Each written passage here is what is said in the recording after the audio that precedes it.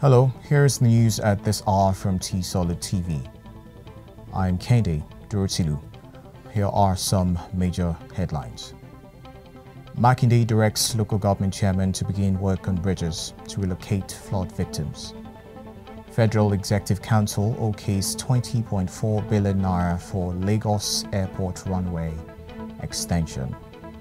Panama ex-president Martinelli faces corruption charges. And in sports, Super Falcons striker OPARANOZIE joins French club DIJON. The news in details. Oyo State Governor Engineer Makinde on Wednesday has directed the execution of a drainage master plan under the Ibadan Urban Flood Management Project within the next 18 months. The governor, who gave the directive while embarking on an on-the-spot assessment of the flood-affected areas of Ibadan, said that the measure would help prevent perennial flood disaster in the state. The areas, which include Okiomi, Ikumapai, Olodo, and Onikpepe bridges at Sawmill, all in Ibadan, when visited, had the governor directing the local chairman in the areas to begin work on the affected bridges immediately. The chief press secretary to the governor, Mr. Taiwo Adisa, said in a statement that the governor has further declared that the Ministry of Environment should enumerate the properties affected by the flood at Olodo area with a view to relocating some of the residents to other areas. The governor also enjoined the people to desist from actions capable of aggravating flooding, including dumping of waste in rivers, channels, and waterways, which he said may result in the blockage of drainage. He urged people living close to flood-prone areas to vacate the areas to avoid loss of lives and valuable properties to the flood, promising that his administration will continue to give succor to those affected by flooding. The current administration in Oyo State met yet to be completed projects initiated by administrations as far back as the Lam Additional administration, Governor Makinde has said. Makinde stated this while speaking on his programs and the challenges that has faced his administration in his first year in office in a syndicated interview. He also revealed that since he got into office, he had discovered that things are not really as transparent as they ought to have been. We thought we were dealing with a transparent system and we tried to have a feel of what is going on in there. But when we came in, we found out that things are not really as transparent as they ought to be. But we kept digging, he stated. He explained further that in his inaugural address, one thing he emphasized to the people was that there must be continuity in governance, that any project that has been started by the previous administration, which is beneficial to the people of your state, will be completed. Meanwhile, farmers in Ugbene Ajima community, Uzonwani Council area of Enugu State, said they now live in fear due to incessant destructive activities of suspected headers on their crops as well as threat to their lives. A farmer from Enugu community who spoke to Newsmen, Edward Ugu, said he lost over 500,000 naira when headsmen harvested his cassava to feed their cattle. He stated that there is the fear of farming in the community, as most farmers have left their farms for fear of attacks. The traditional ruler of the community, Igwe Romanus Eze, said he and the council chairman, Chukwudi Ndandozie, have been obeying the peace initiative of the state government to settle the farmer headers' issues amicably. The Federal Executive Council, FEC, has approved about 20.4 billion naira for the extension of the runway at the Murtala Mohammed International Airport, Lagos, and construction of roads. The extension of the runway at the Murtala Mohammed Airport, Lagos, is to gulp 2.2 billion naira. Construction of roads in Abaji Area Council that links the FCT to Lokoja will cost 6.7 billion naira, while revision of project to aid completion of abandoned projects will cost 11 billion naira.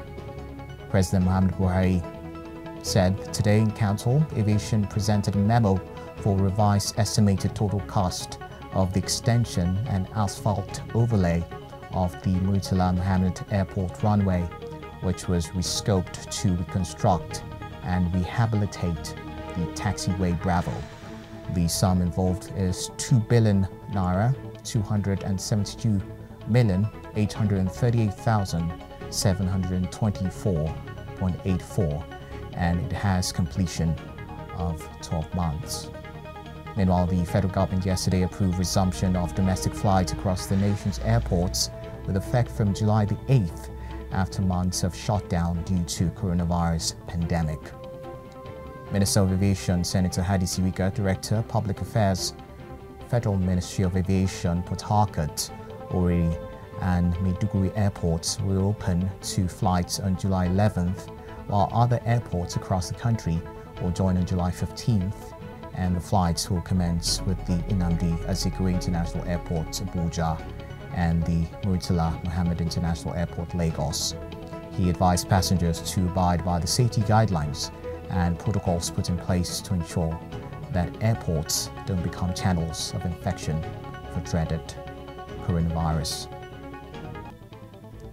To some foreign news, Panama's former president, Ricardo Martinelli's lawyer, Monier Ortiz, has said in the country's capital that the president must face corruption charges just 8 months after he was acquitted of spying on political foes.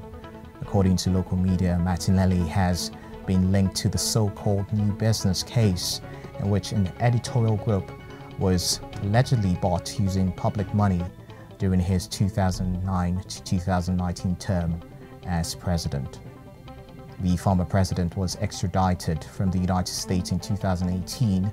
He fled and was held in pretrial detention in 2015 to face charges of spying and misappropriation of public funds. Martinelli has been linked with several other corruption scandals and claims he was the victim of political persecution by his successor, Varela's government.